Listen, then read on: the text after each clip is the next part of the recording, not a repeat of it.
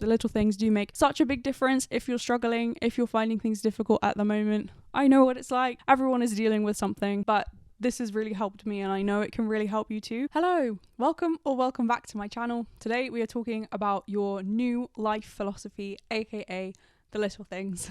The little things really do have the power to change your life. The first little thing that will form part of this new life philosophy of noticing the little things is to face your emotions daily. This is not about trying to rationalize the way that you feel or analyze it, but literally just sitting with whatever feeling comes up. Like not immediately trying to fix it, but just to notice it and label it and feel it. If you're able to do that, it may dissipate more quickly than you think.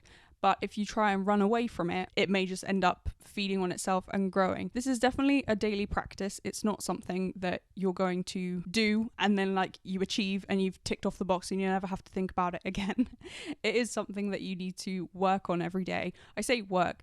It becomes easier the more you do this. Like anything with practice, it gets easier. A simple way to start doing this is at the end of the day to take some time to reflect on the day and write about it. I have my journal here. If you can do any kind of meditation or just reflection, and then if you want, write about it. But think about any events during the day that provoked a big emotional reaction in you, whether you felt disappointed or stressed, angry or sad in response to hearing some news or the way someone acted or remembering something, right? Like it can be very, very small things. Reflect on that reaction. Ask yourself why you reacted like that. Why did you snap at someone? Why did you feel like you needed to punish yourself? Why did you want to run away? Take a look at your general mood throughout the day. Start throwing words out there. I like the prompts, today I feel. So look back and be like, okay, today I felt angry, I felt stressed, I felt disappointed, I felt content, I felt peaceful, I felt joyful, irritated. List every emotion. This makes them, at least to me, it makes them less scary because you realize that throughout the day you're going to feel a whole range of different things. You may have a really stressful morning and be really angry, but that doesn't have to continue on for the rest of the day. If you can become aware of it, then you can make the afternoon or the evening better. But the point of reflecting and writing in the evening is that you're building the awareness so that eventually when you're in an emotional moment of like being really angry, you can step back and have the self-awareness to be like, wait, hang on, I don't need to let this get carried away. Like I can feel it. I feel I'm really angry. Where is that anger coming from? You can label where you feel that emotion in your body as well. So if you're feeling anxious, you might feel it in your shoulders or you might feel it in your stomach. If you're feeling angry, you might feel it in your chest or you might feel it like almost the feeling of a headache because you're so angry. Sitting with your emotions becomes easier when you start like facing them and acknowledging, yeah, sometimes I'm going to feel things that are bad and that feel uncomfortable, but that's okay. And maybe this has been easier for me to do. Feels like both easier and more difficult in sobriety because I used to drink to run away from my emotions. So now every day I am faced with all of these things that I really don't want to be dealing with. But the more you're faced with them and the more you deal with them, you realize it's not actually that scary. You can feel something and let it go. It doesn't have to define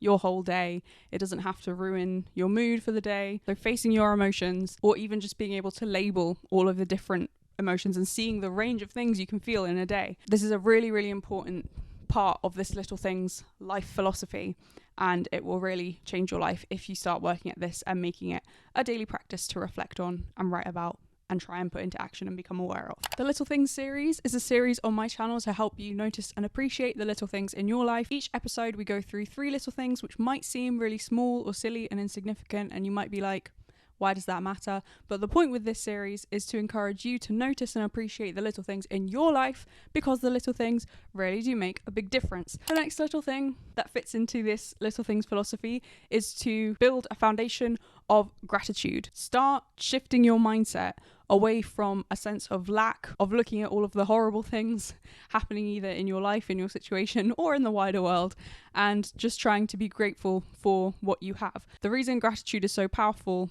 is because it is in those little things, and it means that you can take your gratitude for a small thing, like I'm grateful for my camera, or I'm grateful for my fairy lights. I'm grateful for my curtains to shut out the dark. It's 5 o'clock and it's dark. When you're able to tune into such a small thing and be grateful for it, it will shift your whole perspective. You kind of need that, especially because there are so many bad things happening, right? There are so many things that we can point to in the world, or maybe things are difficult in your life right now, financially, or with your friends, or with your family, or your health, your mental health. There can be so many things, so many. The possibilities are endless as to like what can be going wrong, but that makes gratitude and the little things even more important, because you can move away from only focusing on all of the things that are going wrong and all of the things that you wish were different, and you can have gratitude for the littlest of things, whether that's just like you wake up and you're like, oh, I'm grateful that I didn't have any memorable nightmares, or I'm grateful that I have a blanket on my bed. Really, really small things can sometimes be an antidote to all of those big horrible things that can leave us feeling like we're out of control, or, you know, completely powerless, because it's like, well, what can I do about this big news story or this big conflict? Like, I feel so small. It can be really grounding to be like, okay, yes, all of that stuff is happening and I feel all kinds of ways about it, right? We just talked about sitting with all of the different emotions that you can feel, but it brings you into the present to be like, I am grateful for this moment now. What can I be grateful for? Like, if you find yourself in a stressful situation,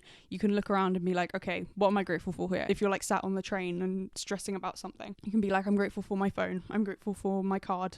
I'm grateful for my train ticket. I'm grateful that I'm inside and it's dry and I'm, you know, it's chucking it down, but I'm not having to deal with that because I'm sat on a train. It helps to ground you and bring you into the moment and remind you that however bad things are, there are always things to be grateful for. And it's not about becoming one of those like really annoying toxic positivity people who are like, oh, it's all great, it's all fine, like life is amazing. You need gratitude all the more because things can be so bleak. So it's not about dismissing that bleakness and all of the dark things that we're dealing with, but it's about acknowledging that that's not the whole story. That's not all there is. There is always a little thing to be grateful for, even if you can just be grateful for something small, like I'm grateful just for my breath, like I'm just sitting here and breathing, and that can be sometimes all you can feel and all you can notice to be grateful for. And it has such wider ripple effects on your life. If you can sit in a moment and always find something to be grateful for, you're going to carry that into the environment around you, the people around you, your relationships, the way that you handle difficult situations. It helps you completely reframe your perspective. So instead of being really stressed out about something or like really angry or annoyed or sad, you're able to see a positive and turn it around and be like, okay, yeah, this is so annoying, or I'm so irritated by this, or I can't believe this, you know, stressful thing at work has happened. But you can still find something and be like, yeah, but I'm grateful for my job, or this is a challenge and I'm grateful for that. Or even if everything about the situation is awful, I'm grateful that I can listen to my favorite music, or I'm grateful that I'm having something nice for dinner later. It gives you a sense of peace, and you can just like carry this around with you, because you're like, I know that whatever happens, I can always find something to be grateful for, and I can always feel that feeling of gratitude and of like, I have enough, I am enough, it's okay. The easiest way practically to start building this gratitude is to start doing a daily gratitude list. Even if this is only like 3 things at the end of the day, you look back and you think, what am I grateful for? I'm grateful for my lunch, I'm grateful for my breakfast, I'm grateful for my dinner, right? Try and find something different every day. And even if you don't feel grateful, it's through repetition and through noticing, like training yourself to notice little things to be grateful for. That is how you will build this foundation of gratitude, because you may not feel it at the beginning. You may feel like you're going through the motions a bit. At least this is how I felt. But I was like, well, I'm still going to do my list every day of things to be grateful for. You can just get a notebook. You can write this on a notes app on your phone. Do half a page a day and just try and fill in as many lines as possible. Now I've got to a point where there are so many things that I can notice and be grateful for that I could probably fill a double page of this, right? But if you're just starting out, you can pick like 3 things or 5 things, however many you want. But do that for like a month. And I know that sounds like a long time, but literally to think of 3 things to be grateful for, that's not going to take you a lot of time every day. It's more just about like getting into the habit of doing it and remembering to do it. Set a reminder on your phone or put the notebook right next to your bed, so you think before you turn your light off, you're like, oh wait, I need to write down my 3 things to be grateful for today. And if you do this for a month, please come back and say what your experience was, because I found even on the days when I was like, I don't really feel connected to any gratitude, it feels like I'm just writing down a bunch of stuff that I'm not really connected to. It's like, okay, yeah, I should be grateful for this coffee or seeing these friends or whatever. I should be grateful for this stuff today, but I don't really feel grateful for it. But yeah, that belongs on a gratitude list. But after doing it for like a month, I was like, oh, like something clicked, and I was like, I get it. I am grateful for these things. So please persist with this, even if you feel like it's a bit pointless. At least in my experience, it was a cumulative effect thing where I did the list every day and was sort of like, what? But then it reached a point where I was like, oh, I get it. A light bulb moment with it. And the only way that's going to happen is if you persist and keep writing your list. Hey, that rhymed. Gratitude is such a foundational part of this Little Things new life philosophy. And it's also just outside of the idea of the little things. It's such a transformational thing. Please start doing a gratitude list. You won't regret it. The next little thing that you can adopt and notice and take as part of this new life philosophy is to go on a walk and be present. And to be honest, like, being present could be its own point. That links kind of to gratitude, being in the moment, noticing things, and then being able to be grateful for things. It's all wrapped up in being present. That's kind of like the overarching thing. Go for a walk, and yes, I love podcast walks. I love listening to music on a walk, but there is something about, particularly if you're feeling mentally all over the place or you're feeling really sad about a specific situation. Again, depends on the situation. I feel like I have to add so many caveats, but there's definitely some sad situations where it's a good idea to listen to music or listen to a podcast, something distracting, and not just ruminate.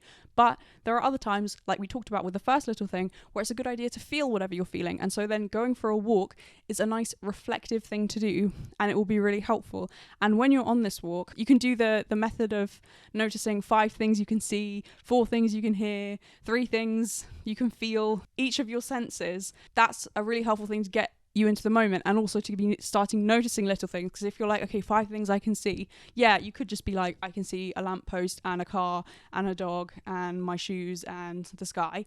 But you could get a bit more specific and be like, oh, what am I noticing? What can I see? I can see the leaves are changing color around this time of year, or I can see there are 4 red cars that have gone by. I can see that there's a squirrel over there. Training yourself to pick out little details. This is also how you be creative as well. Like, some of the most realistic parts of a book, like if you're writing something or if you're painting something, it comes from being able to notice the details, like really small things, and be able to articulate them or pay attention to them, like the way that keys might slide across a dashboard if you pull over really quickly in a car, right? Like noticing little moments. So you can train your mind to do that when you're going for a walk. But also, aside from like noticing the 5 senses or what you can see, you can also be like, how do I feel as I'm walking? Like, how are you breathing? Are you comfortable in your clothes? Do you feel self-conscious? Maybe don't dwell on that if you do, but just being mindful. This is what mindfulness is. It's just being able to pay attention to the thoughts going on or the present moment and paying attention to it, and not getting too involved in any of the emotions around it, but just being like, oh, okay,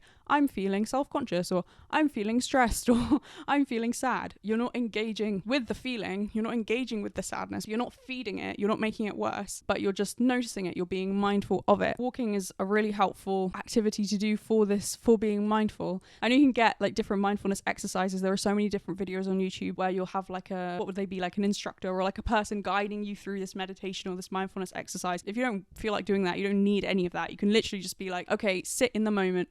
What is going through my head right now? Kind of feels like a bit meta, but like being above your thoughts. It helps me to visualize it as like different paths. And so I'm like watching my mind go down all of these different paths, but I eventually return back to the main path, and I'm like, okay, deep breath in, like we're just in this moment, and you can see all of the things happening and all of the different tangents that your mind is going on, but you don't have to be involved in any of it. And walking is helpful because it's such a calming, repetitive activity. And because there is movement, it feels like, for me, I feel like I'm making progress with something, whether it's like a problem or a feeling. It feels like I'm actively processing that if I'm just going for a walk in silence, because I'm moving. And then it's like, by the time I return home, even if it's only like a 10-minute walk, it feels like something has shifted. It's a really powerful thing. So those are 3 little things to get you started with this new philosophy of noticing the little things, facing your emotions and feeling your emotions daily, building a foundation of gratitude, and going for a walk and being reflective and present and mindful. I hope it's given you a lot to think about and inspired you to start making some of these changes. The little things do make such a big difference. If you're struggling, if you're finding things difficult at the moment, I know what it's like. Trust me, I don't talk about everything that's going on. Everyone is dealing with something, but this has really helped me and I know it can really help you too. If you like this episode of The Little Things, I will leave the Little Things playlist. We go through so many different little things, whether it's about like affirmations or productivity or romanticizing your life through Pinterest. That was the most recent episode, so I'll leave that on the screen along with the whole playlist so you can hear more about this life-changing practice. God bless. Thank you so much for watching and I will see you in the next one.